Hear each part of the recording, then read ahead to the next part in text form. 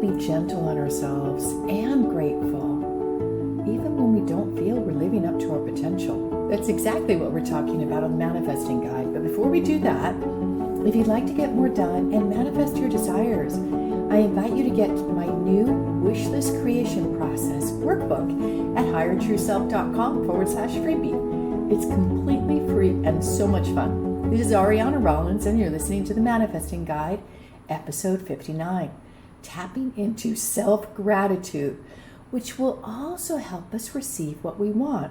So I'm going to cover 3 topics. You're going to discover how keeping a record of what's right can be a powerful anchoring tool. You'll learn how maintaining an attitude of gratitude builds immunity to negativity in the world and in our own mind, and learn how to set intentions that are aligned with your true self so you can stay in your personal power. Now, I believe writing in a journal or just on a piece of paper or even thinking it to ourselves helps us stay in an attitude of gratitude, even when the rest of the world isn't so loving and gracious or we're not being kind to ourselves. In a sense, my intention with this podcast is to inspire you to greater truth in yourself about who you are at your core, this amazing human being born into this world. And as a side benefit, you will likely start to feel more accomplished, and which naturally increases self-esteem because you'll be getting the right things done, the things that are important to you. And without access to the right tools to help us see ourselves and remove the blocks, the grayness that covers us up, our growth can be capped as we age. So even if we decide to accomplish something new and meaningful, and it's beyond what we have already experienced, we meet resistance. And over time, this resistance grows into what feels like a life of its own. And in a sense, it is. It makes decisions for you and can literally sabotage your efforts. Then we wonder why it feels like we're pushing water uphill. We could be working harder, but experiencing even more frustration and like this discouragement with no end in sight. So we start to think it's us, right? And this resistance can grow. That's just plain sad, and I don't want that for you because I've been there. I wish for you to experience a life that's congruent, heart, mind, body, and soul, which I feel is the only way to live. And the first step is to set regular intentions and move toward them, which we're going to be talking about today, and how to make that process a little easier. So the next piece is discovering what we really want. That's important. A lot of times we think something's a good idea, but if our heart isn't into it, we're not going to do it. So when we focus on what we want, big or small, and we work on them, we create a trail of accomplished intentions that builds our self-esteem, our confidence, and we feel fully engaged with life. And what I call that is to live in alignment with true self. And when we're setting intentions aligned with our true self, accomplishment happens with ease because it's right for us. Okay, let's learn how to do things the easy way. To get you started about thinking about what you may want, and I did recommend at the beginning to get the wish list creation process. It's a great way to jumpstart that, especially if you're someone who goes along to get along and or you just love people and you want to help.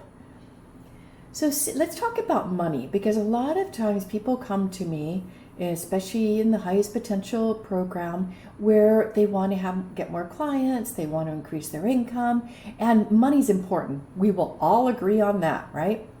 So let's talk about money. Do any of these 3 mindsets ring true to you? It's okay to have money, but to have to make money says I'm not good enough. And if I were truly good, wouldn't money just flow naturally to me? Second mindset. Having more money than others isn't okay, especially with all the suffering in the world. Third mindset. Making money is hard, or I have to work hard. I'm going to lose my free time, and it's going to be suffering, and I have to find some way to be okay with that. Do any of those statements stand out to you? If so, I'd like you to write them down. So releasing this mindset and stepping into more gracious receiving of what we want, whether it's money or something else. Let's start with mindset number 1. It's okay to have money, but the need to make money somehow says I'm not good enough. Well, how would that turn up in someone's life? Perhaps they're living on savings, or they're barely getting by. Perhaps they're able to manifest what they want, but it comes at the last minute. It's a bare survival level. How about number 2? Having money's more than other people have is not okay, especially with the suffering. This is a common poverty mindset, and there is no fault to us, because that's been the mindset of the spiritual community, that poverty is good, right?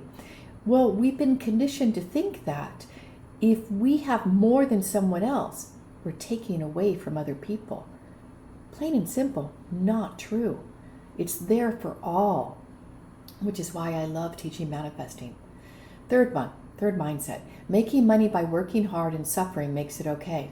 This one's a tougher one to overcome because our ego can get involved. And that if you're suffering and working hard, you don't have time for yourself, then you deserve the money. But we really can't stay at that fever pitch, can we? We'll go into burnout. So there's obviously more mindsets that not only limit what's possible for us, but also can drag our energy down into fear, lack, worry, and limitation.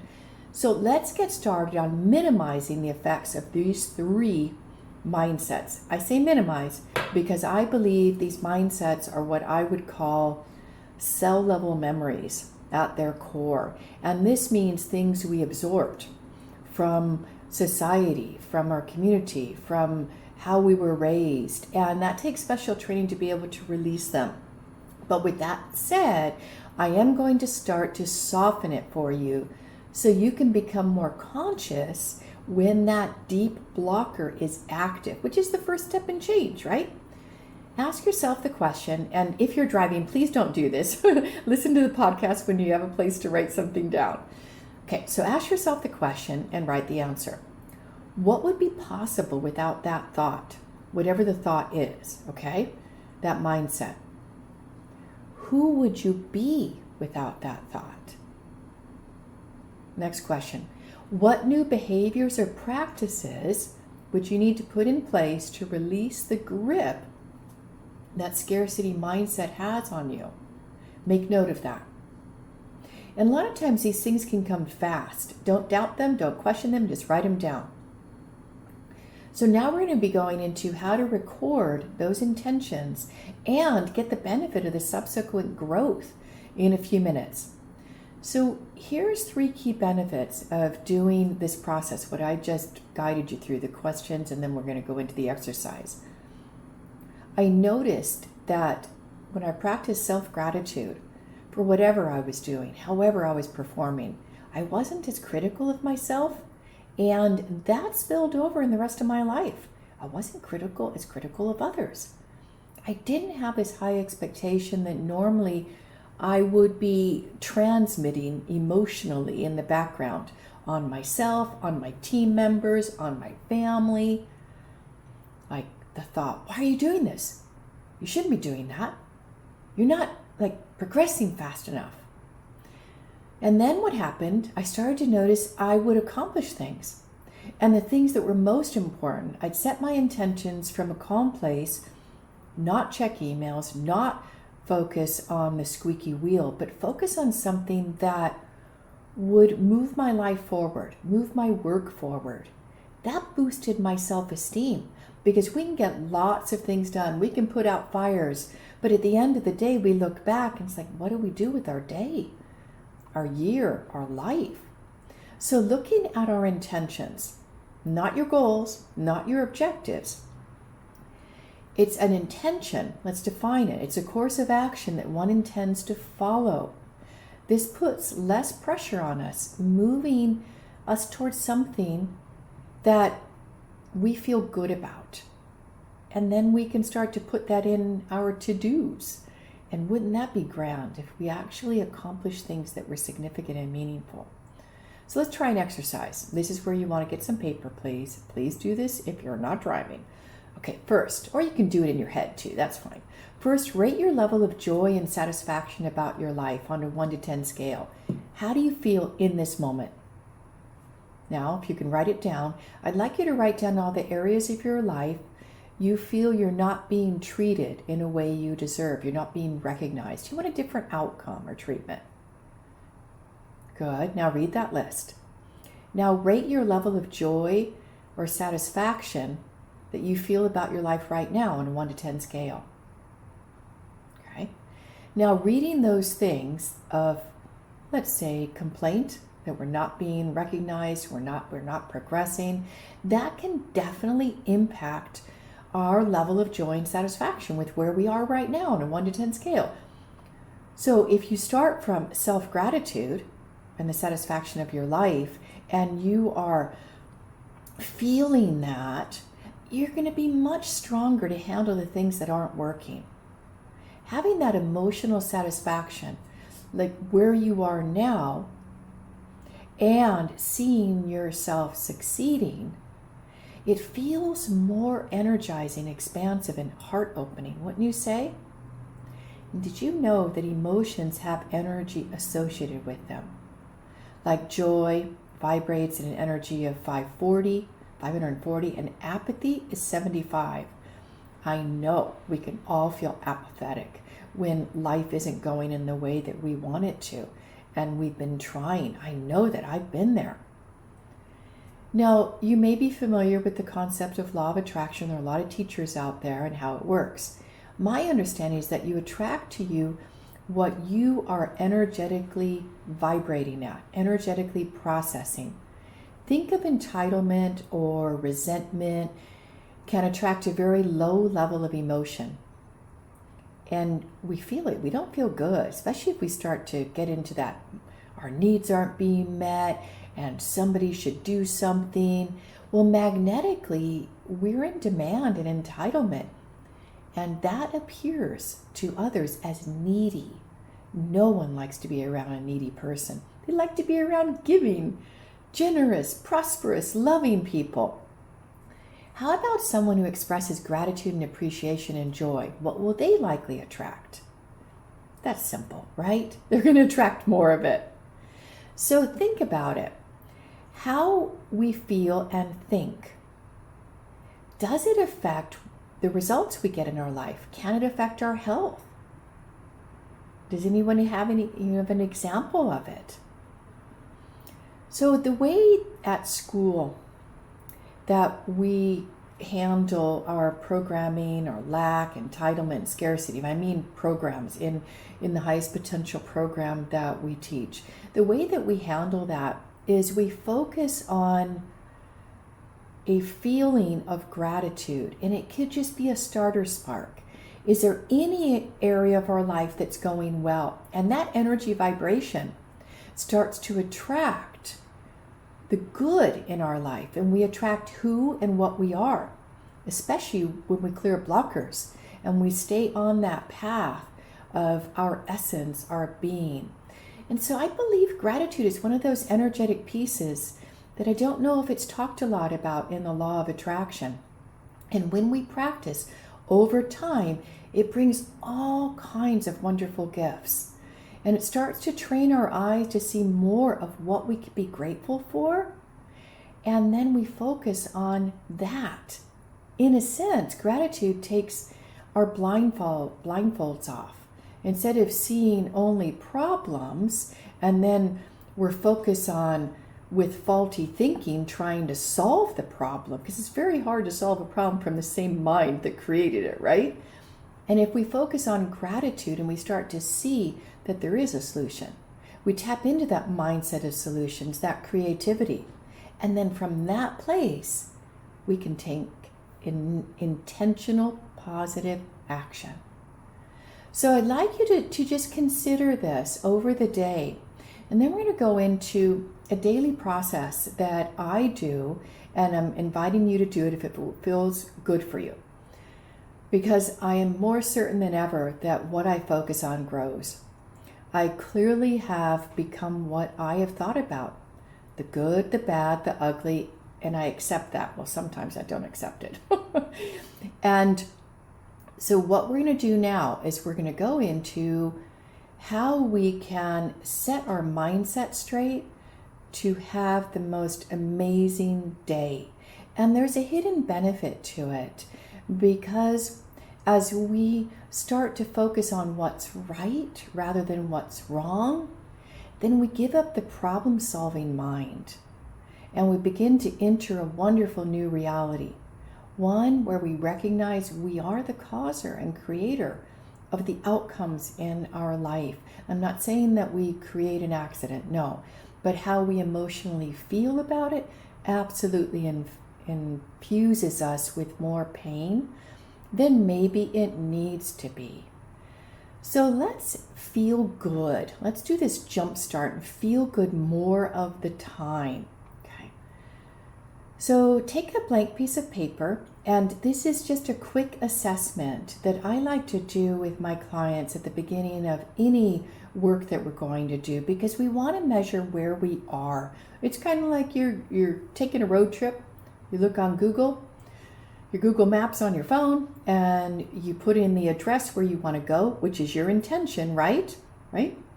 And then it knows where you are right now. This is a little different because I'm going to be asking you to rate the areas of your life on a 1 to 10 scale, and please just take what comes up for you. It doesn't have to be like a deep thinking process, okay? And know this, that depending on where your mindset is right now, maybe you've had a rough day, these ratings are going to be colored by that. But if you've had a pretty, easy day, then you could probably trust those ratings. So let's start with emotional well-being. How well do you know yourself? How resilient are you? 1 to 10 scale, 10 being you can rock challenges and you come back to your center. Physical well-being, your health. Where is it now? Are you pain-free? Do you sleep well? Can you do the things you want to do comfortably? That would be a 10. Spiritual well-being. You have a sense that there's some benevolence in the universe, that you're on a path, your life is important. Maybe you even have a community that you go to. This does not have to mean religious by any means.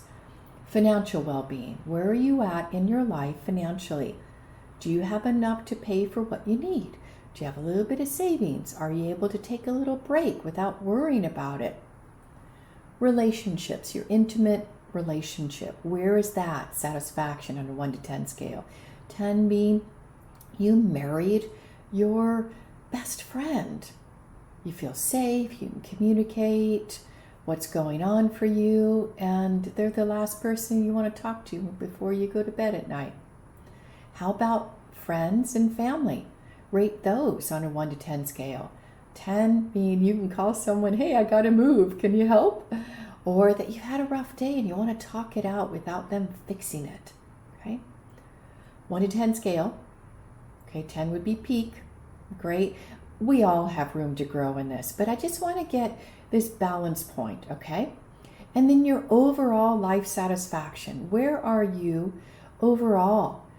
If you rate on a 1 to 10 scale, maybe the last week of your life, how good are you feeling about your life? Now, I'd like you to make a note on that. Note on a piece of paper, maybe if you use Google Calendar, do that. And then if you're someone who's been listening to the Manifesting Guide and you subscribed, I'd like you maybe listen to 1 episode a day, maybe a few a week while you're walking, while you're working out. And then I'd like you to put in your calendar to check your ratings after 30 days. And I'd like you to review the difference, because there's something about surrounding yourself with people who are at a vibration where you are, and not relating to people that are lower vibration, or at a vibration that's higher. Maybe they're a catalyst for you to jump into greater joy and gratitude and accomplishing more. But who we surround ourselves with it impacts us. It's like we're a fish in a fishbowl, and the water, we're drinking it. We are processing that water. Well, our friends, our family, our work is part of that water. We're in that milieu. I don't even know what that word is, but it keeps coming up this week. So then I'd like you to write down, after 30 days of either listening to the manifesting guide, I know there's wonderful supportive resources out there, or doing something, maybe reading something that's inspirational in the morning, or you're meditating. Whatever it is, you can pick one. I'm not saying you have to do hours in the morning of making changes in your life at all. Pick one. Listening to the manifesting guide while you're working out. Reading something from an inspiring book. Just read one page. Meditating. Do something proactively to manage your emotional and mental state, because that's what's going to make a huge difference in what you attract in life. Now, I'm not talking about attracting willy-nilly. I'm talking about attracting your intentions and what you want, because isn't that the most important? I guess not most important. Let's say, that we live our life fully, right? And so let's wrap back to what we were talking about at the beginning. How keeping a record of what's right can be a powerful anchoring tool. Writing down what's good in your life, what you're doing right. Manifesting moments, synchronicity, little breadcrumbs. And then how maintaining an attitude of self-gratitude can build immunity to the world. Yes, we are that fish swimming in that fishbowl. We can't jump out. There is no fishbowl out there we can leap into, no matter what they have on the internet. But we can become more immune to our own negative mindset and those people by maintaining and focusing on self-gratitude, what we're doing well in our life. And then setting intentions that are aligned with our essence, our true self, so you stay in your personal power. I didn't go into as much of that as I would have liked to, but that's okay. We'll do it in another podcast about setting intentions that are in alignment with your true self. So now as we wrap up, I want to thank you for listening. It's so good to bring these to you. I get so much out of sharing this. And if you like the episode, and if you want to pass it on to someone, I'd love that. Or if you'd like to leave a review at podchaser.com. And as we wrap up, remember, self-confirmation frees you to succeed on your terms, to be yourself. Thanks for listening. So much love.